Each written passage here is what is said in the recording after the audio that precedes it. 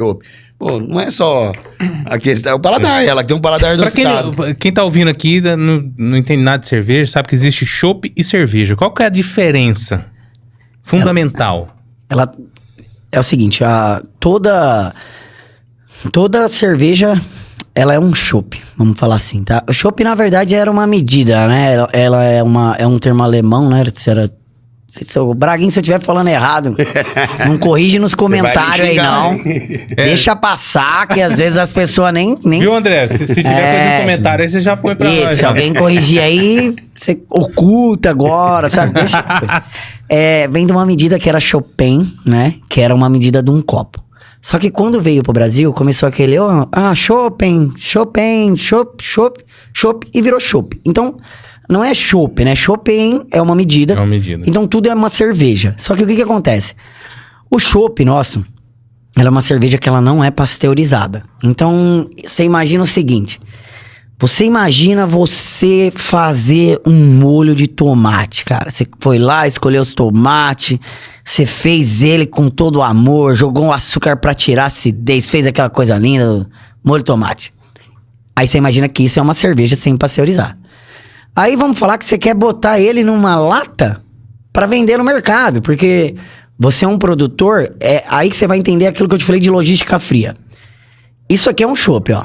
Isso aqui, a PET que tá aqui, é o chopp puro, cara. Você vai sentir o aroma, você vai sentir o gosto. O que a gente serve na torneira é o chopp puro. É a cerveja pura, ela não tá pasteurizada. Quando você vai pasteurizar... Que aí é o molho de tomate que você quer pôr numa garrafa pra vender. Porque, por exemplo, o que você fez na sua casa tem que pôr no freezer. Uhum. E aí você fala, pô, como é que eu vou colocar isso numa gôndola pra ficar quente? Aí você pasteuriza. Você nada mais do que você mata uma parte. Isso aqui é micro-organismo vivo. E você vai matar uma parte dos fermentos dele, desse micro-organismo, pra que isso dê um shelf life maior. Ou seja, a cerveja sem pasteurizar, 30 dias. A cerveja, depois que pasteurizou, cara, você é 1 ano na garrafa. Então, você nada mais faz do que mata uma parte dela e aí você mata junto. Aroma, sabor. Então... tudo isso vai junto. Vai junto. Principalmente então, por exemplo, as especiais, né? Então, por exemplo, é muito... Às vezes, você já sentou em algum lugar, cara, e tomou, mas, por exemplo, você foi lá e tomou um chopp Heineken. Aí você fala, mas esse chopp não tá igual a garrafa. Uhum. Ele não é. Não é ele. Por exemplo, se você tomar uma Lund Pilsen na garrafa e tomar um copo de chopp lá no bar da Lund, cara, você vai sentir diferença, porque ali tem mais aroma, ali tá...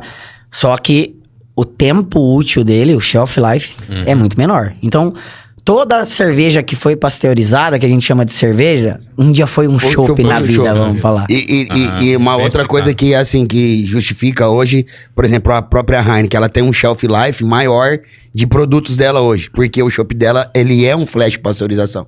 As outras cervejarias, o chopp é ele é cru, então ele não tem pasteurização. Então por isso que ele tem uma validade de 15 dias. Então depois que ele sai de dentro do tanque, da fábrica, até ele chegar na revenda e a revenda mandar para um PDV, ele tem 15 dias para ser consumido.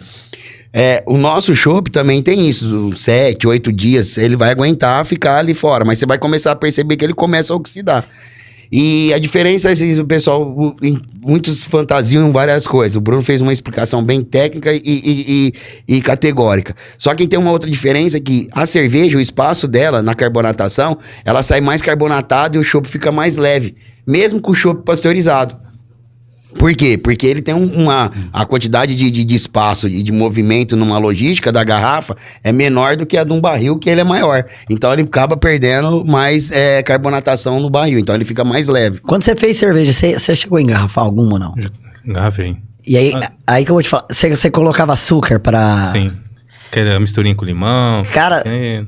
Você já deixou ele fora da geladeira ou não? Não, nunca. Ah, cara, que experiência maravilhosa. Você deixa lá 10 dias, começa a estourar todas as tampas. Pá, pá, pá.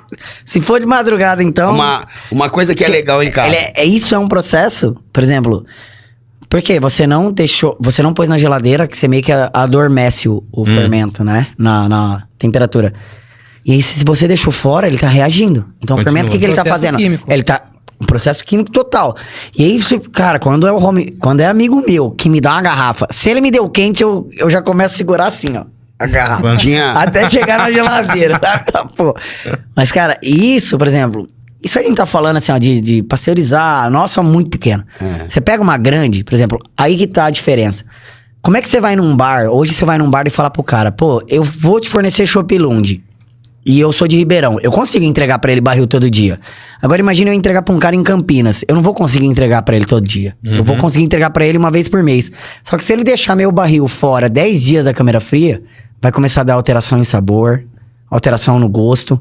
E aí que tá a diferença também das grandes. O cara tem um poder de ter um shelf life dentro do barril de 4 meses. É, uma flash 5. hoje é muito... Eu consigo ter o quê? Cara, você tem câmera fria? Não. Ah, então... Mas entenda bem, a Heineken, ela é flash porque no mundo ela é feita assim. Até o sistema de produção dela, dos tanques, é invertido também, né? Padronizado. É padronizado. O sistema eles mudaram um pouco da questão do lúpulo, do amargor da cerveja, mas mudaram a maneira do procedimento de fazer a cerveja aqui.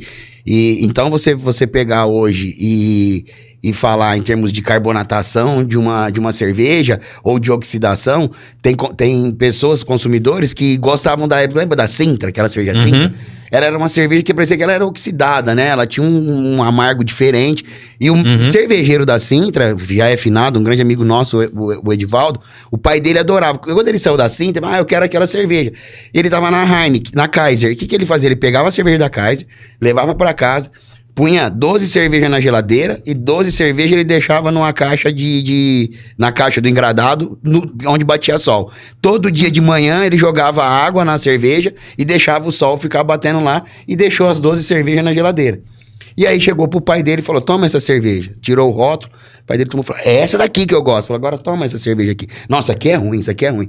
Tá vendo, pai? É a mesma cerveja. Só que essa aqui eu passei por um processo de ambiente, a garrafa, ela transmite os raios solares, ela acaba... Sabe que a garrafa verde... Tem gente que vai, então tem gente que fala assim, pô, tá ruim essa cerveja. Talvez foi pelo ambiente que ela ficou guardada, armazenada num período, caiu água, molhou. É a mesma coisa da latinha, quando ela tá gelada, aí ela esquenta e depois você volta ela na geladeira e vai tomar, pô, parece que tá choca, parece que estragou, que não gostou. Exatamente. Você vê, a maioria das artesanais tem uma garrafa âmbar, né? Que a gente fala que ela é mais escura. Ela conserva mais. Tem um processo que chama light struck, que é a influência da luz sobre a garrafa na cerveja. A Heineken já pede esse light struck. Então, por isso que a garrafa é verde. Ela já pede a influência da luz nela pra manter ela. E aí você começa a entender, assim, ó, que as cervejas que estão na âmbar lá, pô, todas são boas, não tô falando que a que faz na transparente é melhor ou não. Mas é por quê? Porque ela já evita um pouco mais de luz, entende? Ela já consegue ter uma vida útil maior na garrafa. Então, assim, ó, cara, a cerveja é uma coisa que quando você toma, você pensa... igual eu pensava, né? Você começa cervejeiro. Mas a hora que você vai pra trás e começa a ver tudo que pode influenciar, cara, um pallet de madeira onde tem malte, se o pallet de madeira tiver com algum fungo, alguma coisa, isso vai dar um efeito lá na pasteurização.